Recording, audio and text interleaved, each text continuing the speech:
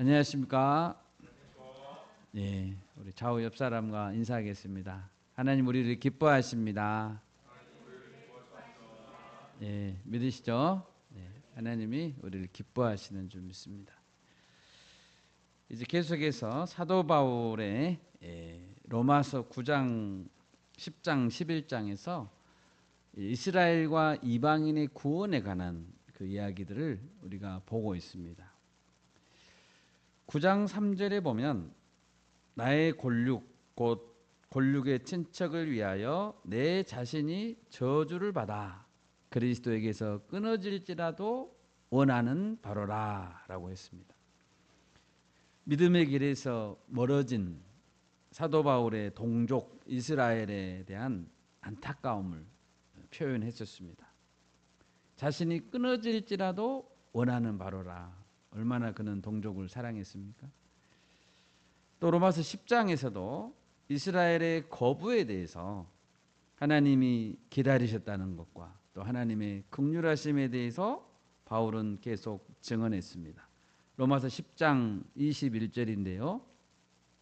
이스라엘에 대하여 이르되 순종하지 아니하고 거슬러 말하는 백성에게 내가 종일 내 손을 벌렸노라 하였느니라. 이제 사도 바울은 본문 11장 13절에서 내가 이방인인 너희에게 말하노라 라고 하면서 이제는 이방인들을 대상으로 말하기를 시작하고 있습니다. 사실 이 편지는 로마서죠. 로마서니까 로마에 있는 성도들에게 쓴 편지니까 이 편지를 받아본 사람들 중에는 이방인들이 많았겠죠. 그러니까 내가 이방인인 너희에게 말하노라 라고 한 것은 이제 로마 교회 성도님들이 귀를 기울여서 잘 들어야 될 내용입니다. 구약의 말씀이 주로 이스라엘 중심의 이야기라고 한다면 예수님께서 오신 이후에 신약의 주제는 복음이 온 열방에 퍼져나간다는 것일 것입니다. 지금 오늘 이 자리에 앉아있는 우리를 포함해서 구원받을 자격이 없었던 이방인들이 복과 은혜를 누리게 된 것입니다. 그렇다면 이 은혜를 입은 이방인들은 어떤 자세를 가지고 살아야 되는가? 이것이 오늘 설교의 내용입니다. 오늘 본문을 보시면 첫째로 이방인들은 하나님의 경륜을 깨닫고 영접해야 된다라고 말하고 있습니다. 하나님의 경륜. 지난 시간에 11장 이제 앞부분에서 우리는 하나님께서는 결코 자기 백성을 버리지 않는다는 사실을 보았습니다. 하나님은 한번 택하신 자기 백성은 반드시 구원하십니다. 한 명도 잃어버리지 않고 구원하십니다. 11장 11절을 보십시오. 그러므로 내가 말하노니 그들이 넘어지기까지 실족하였느냐? 그럴 수 없느니라. 그들이 넘어짐으로 구원이 이방인에게 이르러 이스라엘로 시기나게 함이니라. 하나님은 구원이 이방인에게로 흘러가는 것을, 유대인에게서 시작했다가 이방인에게로 흘러가는 것을 기뻐하셨습니다. 여러분 가만히 생각해 보면 지구는 둥글죠. 지구는 둥굽니다. 둥그니까 이스라엘에서 출발한 복음이 서쪽을 향해서 서진에서 땅 끝까지 간다는 것은 무엇을 의미합니까? 땅 끝까지 계속 가면 출발점까지 되돌아온다는 것을 말하죠. 지구는 둥그니까. 다시 말해서 이스라엘이 복음을 거부해서 복음이 이방인에게 갔다는 것은 복음이 복음 전파의 땅 끝까지 가서, 다시 말하면 다시 이스라엘로 가서 끝난다는 것이죠. 한 바퀴 삥 돌아야 되니까 땅 끝은 다시 말하면 이스라엘인 것입니다. 이 하나님의 원대한 계획을 깨달은 사도 바울은 자신이 이방인의 사도인 것을 자랑했습니다. 이방인을 빨리 복음화시켜서 마지막에는 동족이 복음화되는 날까지 그 날을 앞당기고자 바울은 애쓴 것입니다. 할 수만 있다면 바울 자신의 당대에 그 일을 끝마치고 싶었습니다. 한 바퀴 삥 돌아서 다시 이스라엘에게까지 복음이 오는 그 일을 끝마치고 싶었습니다. 그래서 이스라엘로 식이 나게 하여 그들 중에서 얼마를 구원하려고 하는데 자신이 쓰임 받고자 했습니다. 14절을 보십시오. 이는 혹 내 골육을 아무쪼록 시기하게 하여 그들 중에서 얼마를 구원하려 함이라. 원래 유대인들은 이방인들이 매우 부정한 자들이라고 생각하면서 그들을 멸시했습니다. 매우 부정한 자들이다. 그래서 밥을 같이 먹지도 않았고 예배를 같이 드리지도 않았습니다. 이방인들과는.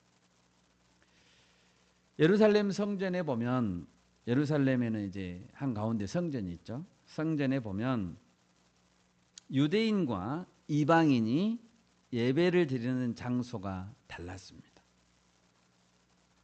성전에서 멀리 떨어진 가장자리에는 이방인의 뜰이라는 장소가 있었고, 성전 가까이에는 유대인의 구역이 있었습니다.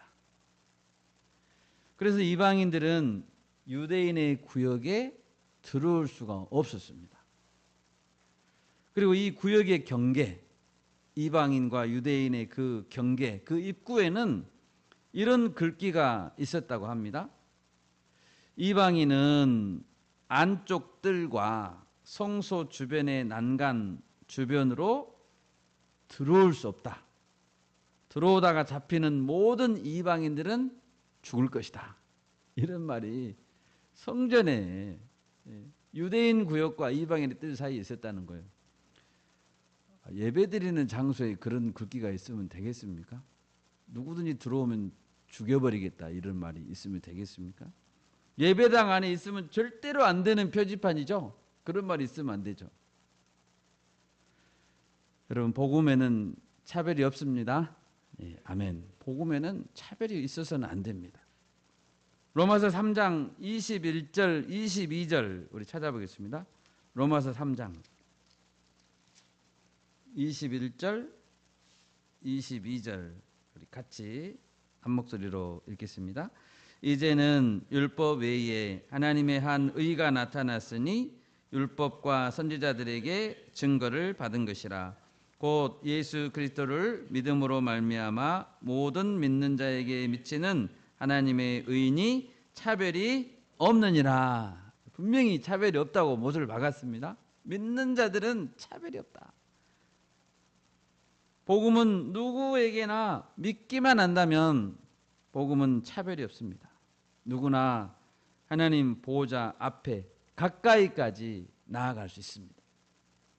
그러니 예배 공간에 이방인에 대한 차별이 있었다는 것은 얼마나 그들이 잘못된 예배관을 갖고 있었다는 것을 알 수가 있습니다. 하나님의 크고 넓으신 사랑, 차별 없는 사랑을 전혀 이해하지 못한 것이죠. 바울의 전도 여행 중에 제1차 전도 여행은 지중해의 섬인 키프러스 또는 이제 성경에는 구브로라고 되어 있습니다.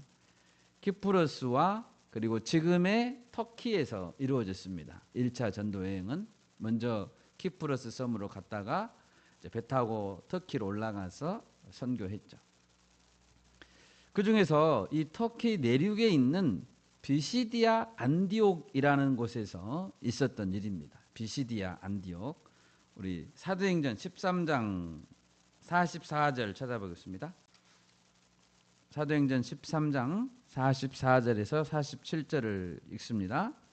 그 다음 안식일에는 온 시민이 거의 다 하나님의 말씀을 듣고자 하여 모이니 유대인들이 그 무리를 보고 시기가 가득하여 바울이 말한 것을 반박하고 비방하거늘 바울과 바나바가 담대히 말하여 이르되 하나님의 말씀을 마땅히 먼저 너희에게 전할 것이로되 너희가 그것을 버리고 영생을 얻기에 합당하지 않은 자로 자처하기로 우리가 이방인에게로 향하노라.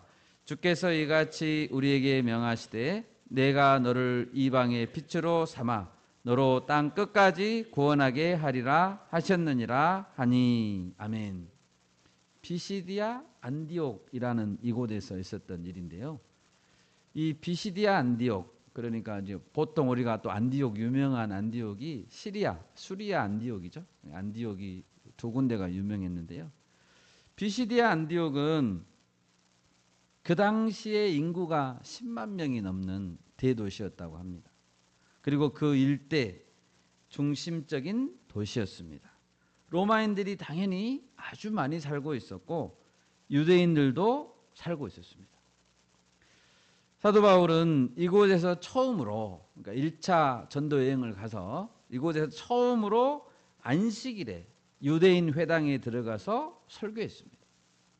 그런데 이 설교를 들은 사람들이 그 다음 안식일에도 모였습니다. 44절에 그렇게 되어 있죠. 그 다음 안식일에는 44절을 보니까 온 시민이 거의 다 모였다고 했습니다.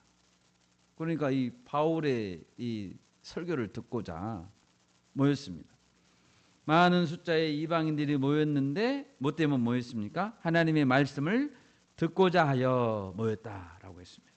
그런데 유대인들이 그 많은 무리를 보고 무엇을 느꼈습니까? 네, 시기심, 질투를 느꼈습니다. 시기가 가득하게 됐다. 여러분, 복음을 듣고자 온 시민이 모이면 어떻게 해야 됩니까?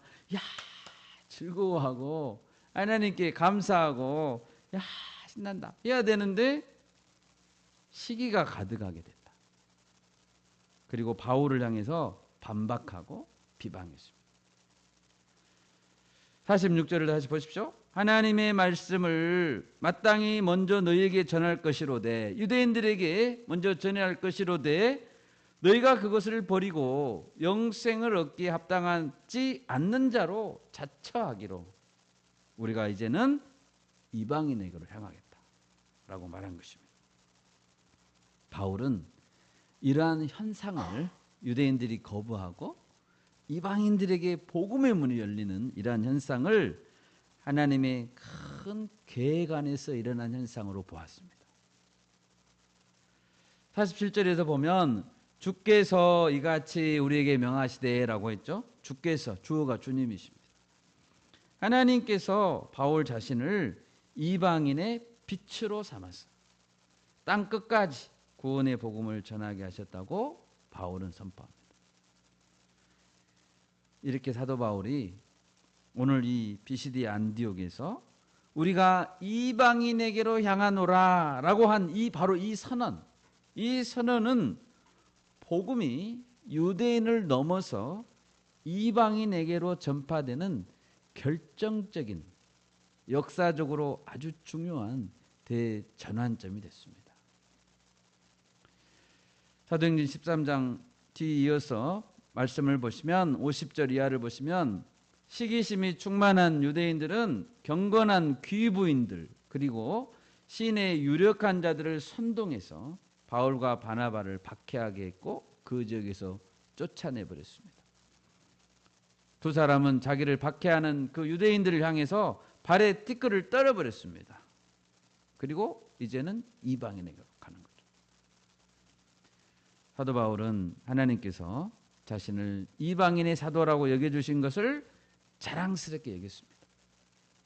그리고 더욱 열심히 그 사명을 감당하는 것이 이방인을 구원할 뿐만 아니라 이방인도 당연히 구원하고 그리고 유대인들에게도 시기하게 해서 하나님께 돌아오게 한다는 것을 알았습니다. 여러분, 이것이 하나님의 경륜이었습니다. 여러분, 하나님의 경륜이란 말에서 이 경륜이란 무엇을 의미할까요? 우리 에베소서 1장 7절에서 10절을 찾아보겠습니다. 에베소서 1장. 우리는 그리스도 안에서 그의 은혜의 풍성함을 따라 그의 피로 말미암아 속량 곧 죄사함을 받았느니라. 이는 그가 모든 지혜와 총명을 우리에게 넘치게 하사 그 뜻의 비밀을 우리에게 알리신 것이요 그의 기뻐하심을 따라 그리스도 안에서 때가 찬 경륜을 위하여 애정하신 것이니 하늘에 있는 것이나 땅에 있는 것이 다 그리스도 안에서 통일되게 하려 하심이라. 아멘. 여기서 경륜이라는 단어가 나옵니다. 경륜이라는 단어. 한자의 의미는 이 경륜이라는 단어의 한자의 의미, 한자가 이제 실사변이 두 경자고 륜자에 다 있어요. 그래서 한자의 의미는 날줄과 씨줄을 엮어서 천을 짠다라는 의미라고 합니다. 경륜. 이 단어는 원어에서 오이코노미아라는 이 단어인데요. 그 의미는 집을 관리한다라는 뜻이라고 합니다. 집을 관리한다. 집을 경영한다. 이 오이코노모스, 오이코노미아 이 단어에서 오늘날 에코노미라는 영어 단어가 나왔다고 합니다.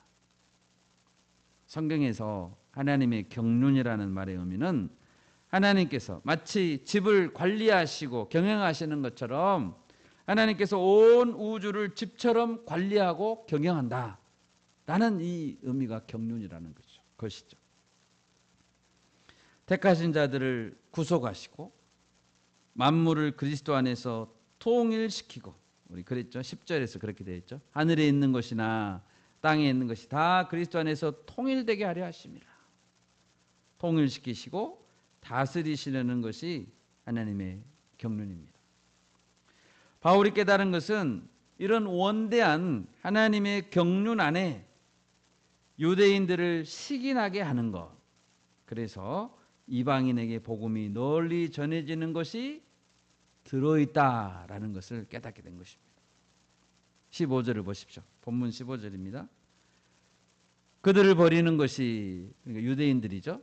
그들을 버리는 것이 세상의 화목이 되거든 그 받아들이는 것이 죽은 자 가운데서 살아나는 것이 아니면 무엇이리요.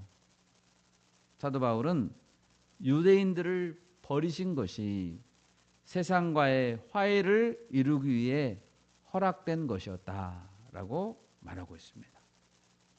당장에는 유대인들이 버림을 받을 때 마음이 아프지만 나중에 유대인들이 받아들여지게 될 때, 버림받을 때의 아픔은 생명과 영광의 기쁨으로 회복되고 그 아픔은 기쁨으로 압도될 것이다. 그런 의미입니다. 15절.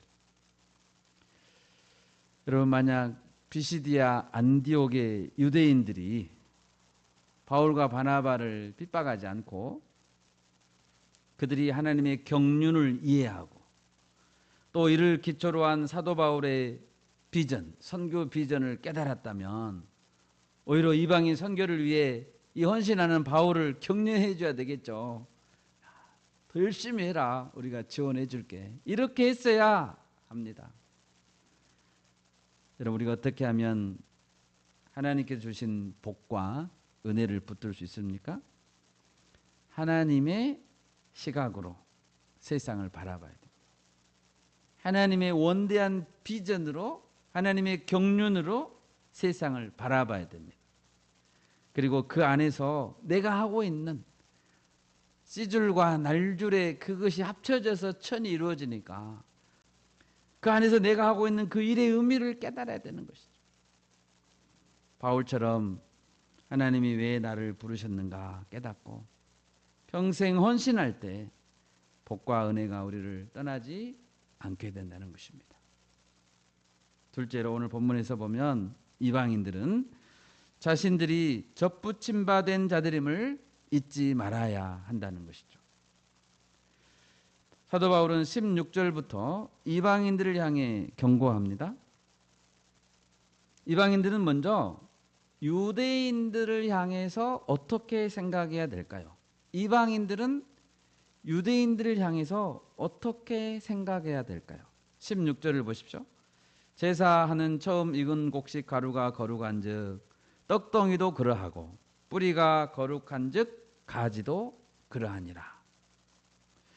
처음 익은 곡식의 그 곡식 가루 그리고 떡 덩이와 관계가 지금 설명되고 있습니다. 자, 그것을 이해하기 위해서 우리 민수기 15장 18절에서 20절을 찾아보겠습니다. 민수기 15장.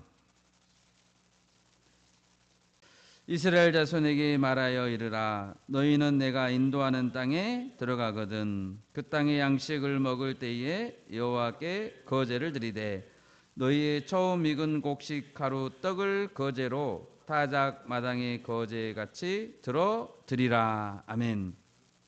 하나님께서 모세에게 하신 말씀입니다. 그들이 이제 가나안 땅에 들어가게 되죠. 가나안 땅에 들어가서 그 땅의 양식을 이제 먹을 때 처음 익은 곡식이 있겠죠. 처음 익은 곡식 가루떡을 거제로 드려야 된다는 거죠. 하나님께서 풍성한 양식을 주심을 표현하기 위해서, 감사를 표현하기 위해서 처음 음식의 일부를 구별해서 하나님께 먼저 제사로 올려드려야 된다는 것입니다. 그러면 나머지 모든 떡덩이도 하나님께로부터 온 것이라는 고백이 성립되는 것이고 모든 떡덩이도 거룩하다고 인정되는 것입니다. 또 16절 본문 16절에 보면 뿌리가 거룩한즉 가지도 거룩하다라고 했는데요. 그 의미는 무엇일까요? 여기서 뿌리라는 것은 믿음의 뿌리를 말합니다. 믿음의 뿌리, 믿음의 조상들 아브라함과 이삭과 야곱을 말합니다. 그들이 거룩한즉 가지도 거룩하다. 믿음의 조상들의 열매, 아브라함과 이삭과 야곱에 맺은 그 열매가 사실은 이스라엘 백성들이잖아요. 이스라엘 백성들입니다. 그러므로 이스라엘 백성들은 거룩하게 구별된 백성들이었습니다. 이런 이스라엘 백성들이 하나님의 경륜에 따라 상당수 버림받은 것은 사실이지만 그들은 아직도 여전히 희망을 갖고 있다라는 거죠. 하나님 보실 때 그들에겐 아직 여전히 희망이 있다. 왜요? 뿌리가 거룩했기 때문에 아브라함과 이삭과 야곱이라는 그 뿌리가 거룩했기 때문에 그들의 자손들이기 때문에 가지도 거룩하기 때문에 아직 그들에게 희망이 있다는 것입니다. 그러므로 이방인들은 유대인들을 생각할 때 어떻게 생각해야 될까요? 이방인들은 결코 유대인들을 무시해서는 안 되고 경멸해서는 안 되는 것입니다. 반유대주의를 버려야 됩니다. 유대인들 미워하면 안 됩니다.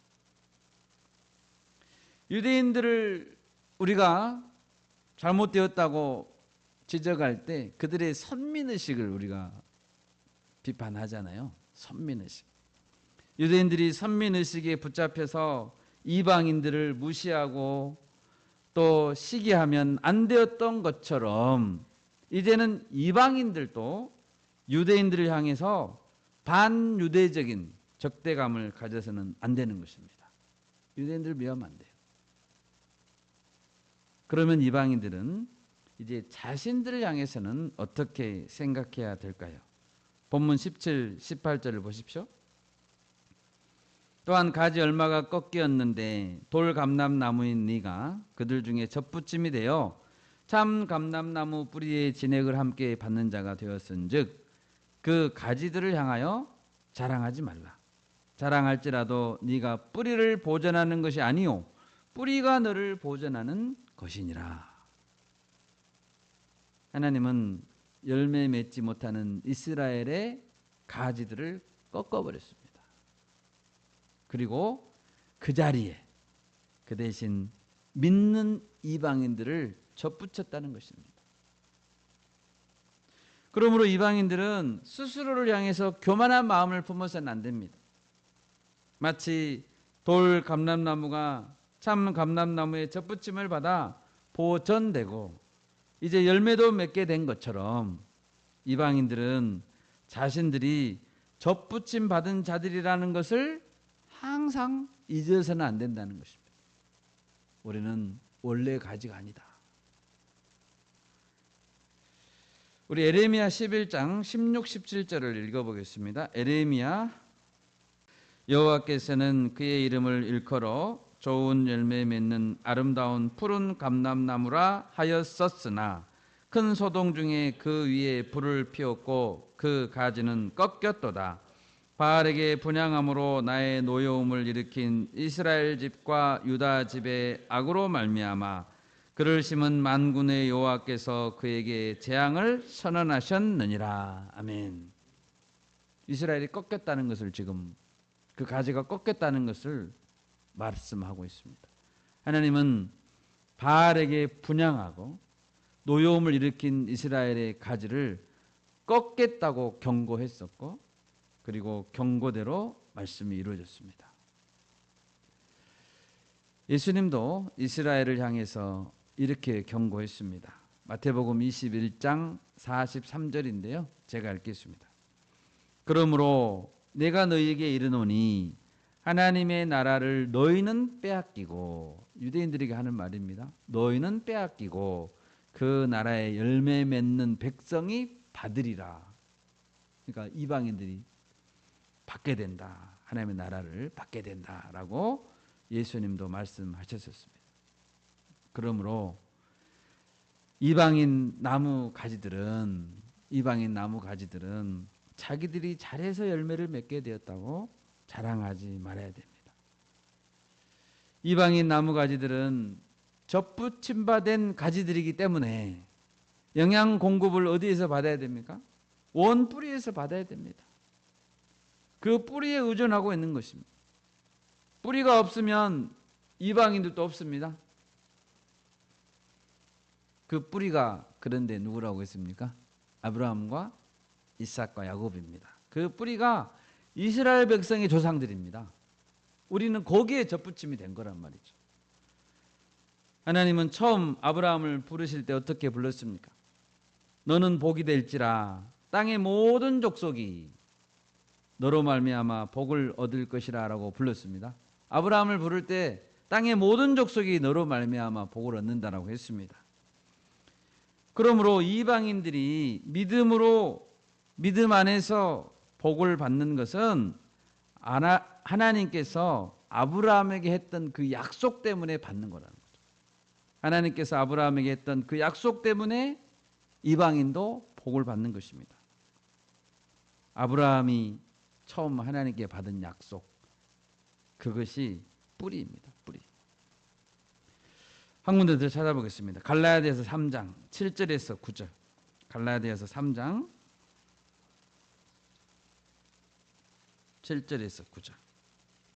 그런즉 믿음으로 말미암은 자들은 아브라함의 자손인 줄 알지어다. 또 하나님이 이방을 믿음으로 말미암아 의로 정하실 것을 성경이 미리 알고 먼저 아브라함에게 복음을 전하되 모든 이방인이 너로 말미암아 복을 받으리라 하였느니라. 그러므로 믿음으로 말미암은 자는 믿음이 있는 아브라함과 함께 복을 받느니라. 아멘. 모든 이방인이 아브라함 너로 말미암아 복을 받으리라. 이방인들도 유대인들도 모두 아브라함으로 말미암아 복을 받습니다. 아브라함을 통해서 복이 흘러 들어오는 거죠. 본문 20절입니다. 옳도다. 그들은 믿지 아니함으로 꺾이고 이방인 너는 믿음으로 섰느니라. 높은 마음을 품지 말고 도리어 두려워하라. 이처럼 이방인들은 믿음으로 구원을 받았다는 것을 늘 잊지 말고 겸손한 마음과 두려움으로 하나님께 순종하며 살아야 됩니다. 그것이 복과 은혜를 감당하는 비결입니다. 만일 믿던 이방인이 믿음을 버린다면 21절과 같이 하나님이 아끼지 아니하실 것입니다. 원 가지도 아끼지 않았는데 접붙임받은 그 가지를 아끼겠습니까? 사도 바울은 지금 로마서를 쓰고 있는 내내 일관적으로 믿음의 중요성을 강조하고 있습니다. 믿음의 중요성. 우리는 모두 믿음으로 구원을 얻는 이 진리 위에 서야 합니다. 로마서 9장 30절에서 32절 같이 읽겠습니다. 로마서 9장 30절에서 32절 같이 읽습니다. 그런즉 우리가 무슨 말을 하리요? 의를 따르지 아니한 이방인들이 의를 얻었으니 곧 믿음에서 난 의요. 의의 법을 따라간 이스라엘은 율법에 이르지 못하였으니 어찌 그러하냐? 이는 그들이 믿음을 의지하지 않고 행위를 의지함이라. 부딪힐 돌에 부딪혔느니라. 아멘. 이스라엘이 왜 돌에 부딪혔다고요? 훌륭한 믿음의 조상들이 없었던 것이 아닙니다. 하나님을 향한 열정이 없었나요? 그렇지 않습니다. 그들이 없었던 것은 바른 믿음이었습니다. 바른 믿음이 없었기 때문에 그들은 돌에 부딪혔습니다. 오늘날 우리 한국의 교회도 마찬가지입니다. 우리에겐 우리 부모님 세대에 뜨거운 믿음이 있죠. 너무나 좋은 유산 아닙니까? 또 우리 부모님 세대는 정말 열정도 있었습니다. 열정. 그분들은 나라가 힘이 없고 또 가난했을 때 오직 하나님을 순수하게 믿고 붙들었습니다. 하나님이 그 믿음의 복을 주신 것이죠. 우리나라가 이렇게 복받은 나라가 됐습니다. 그런데 만약 우리 세대에 점점 이제 바른 믿음이 사라진다면 그것은 영적 위기가 되는 거죠. 하나님이 아끼지 않는다 그랬잖아요. 믿음을 떠나면. 성경 66권에 절대 무호성, 무류성을 그 권위를 무시하면 안 됩니다. 오직 믿음으로 얻는 구원의 진리를 왜곡하면 안 됩니다. 예수 그리스도의 유일한 구원자 되심을 약화시키면 안 됩니다. 동성애나 낙태와 같이 하나님이 싫어하시는 행위를 합법화시킨다면 안 되는 거죠. 어떤 개인이든지 어떤 민족이든지 접붙임 받은 그 나무에서 잘릴 수밖에 없음을 우리는 기억해야 합니다. 마지막 셋째로 오늘 본문에서 이방인들은 이스라엘의 영적 회복을 위해서 기도해주고 복음을 전해줘야 된다는 것이죠. 이스라엘을 위해서. 23절을 보십시오. 그들도 믿지 아니하는데 머무르지 아니하면 접붙임을 받으리니 믿지 아니하는데 머무르지 아니하면 그러니까 믿으면이란 말이죠. 믿으면 접붙임을 그들도 이스라엘도 다시 받으리니 이는 그들을 접붙이실 능력이 하나님께 있습니다.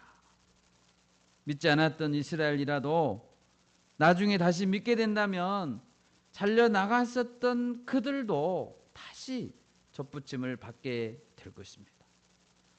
잘라내실 능력도 하나님께 있고 다시 접붙이실 능력도 오직 하나님께 있습니다.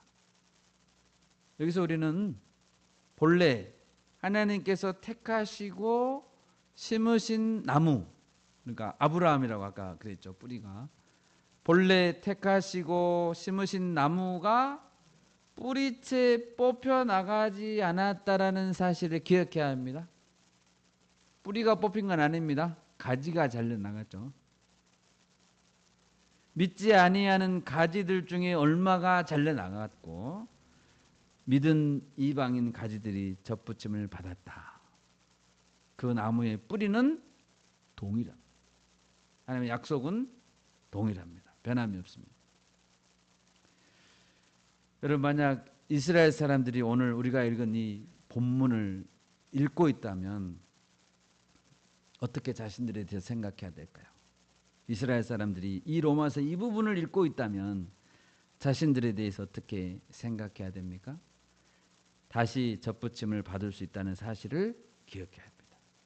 그리고 회개하고 돌아와야 됩니다. 뿐만 아니라 이방인들 중에서도 믿음의 길에서 잠시 떠난 자들이 있죠.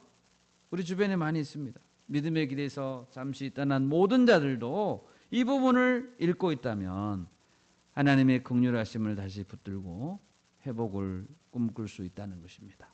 다시 접붙이실 능력이 하나님께 있습니다. 아멘. 그래서 돌아오면 됩니다. 돌아오면 됩니다. 24절입니다. 내가 원 돌 감람나무에서 찍힘을 받고 본성을 거슬러 좋은 감람나무에 젖붙임을 받았으니 원 가진 이 사람들이야 얼마나 더 자기 감람나무에 젖붙이심을 받으랴. 돌 감람나무에서 좋은 감람나무에 젖붙임을 받았던 우리가 원래 돌 감람나무였는데 좋은 감람나무에 젖붙임을 받았던 우리도 이렇게 은혜를 입었다면 원래부터 좋은 감람나무에 있었던 원래의 가지들은 얼마나 더 쉽게 젖붙임을 다시 받겠어요. 원래 자기 자리에 돌아가니까 얼마나 더 쉽게 얼마나 더 잘 젖붙임을 받을 수 있겠습니까? 그래서 우리는 이스라엘을 위해서 기도해 줘야 됩니다. 그들이 주님께 돌아오도록. 현재 이스라엘 안에 유대인의 복음화 비율은 1% 미만이라고 합니다. 0몇 %. 아주 적죠. 우리는 이스라엘의 복음화의 문이 열리기를 기도하고 복음을 전해줘야 됩니다. 진정한 땅끝이 거기에 있어요. 마지막으로 예수님의 말씀 한 군데 더 찾아보겠습니다. 요한복음 15장 4절 5절입니다. 요한복음 15장 4절 5절입니다. 내 안에 거하라 나도 너희 안에 거하리라. 가지가 포도나무에 붙어 있지 아니하면 스스로 열매를 맺을 수 없음 같이 너희도 내 안에 있지 아니하면 그러하리라. 나는 포도나무요 너희는 가지라. 그가 내 안에 내가 그 안에 거하면 사람이 열매를 많이 맺나니 나를 떠나서는 너희가 아무것도 할 수 없습니다. 아멘. 말씀을 맺겠습니다. 우리는 유대인이든지 이방인이든지 누구나 가지들입니다. 누구나 예수님의 포도나무 그 나무에 붙어 있어야 되죠. 누구나. 사실 뿌리라고 말했던 아브라함 그리고 이삭, 야곱 같은 그 이스라엘의 뿌리도 결국은 예수님 안에 붙어 있어야 살 수 있습니다. 결국 모든 아브라함도 예수님 안에 붙어 있어야 돼요. 예수님께 붙어 있지 않아서 예수님의 나무에서 진액을 공급받지 못한다면 어느 누가 되었든지 아무것도 할 수 없습니다. 먹든지 마시든지 무엇을 하든지 다 헛수고입니다. 하나님의 크신 경륜을 따라서 복음이 우리나라에까지 왔음을 감사합니다. 이제 이 복과 은혜를 우리가 잘 감당하기 위해서 복음의 전 세계적인 확산을 위해서 우리가 힘써야 될 때입니다. 선교사님들을 돕고 열방을 위해서 우리가 기도하고 다음 세대를 길러내는 일에 우리 교회가 앞장설 수 있기를 바랍니다. 아멘. 제가 기도하겠습니다.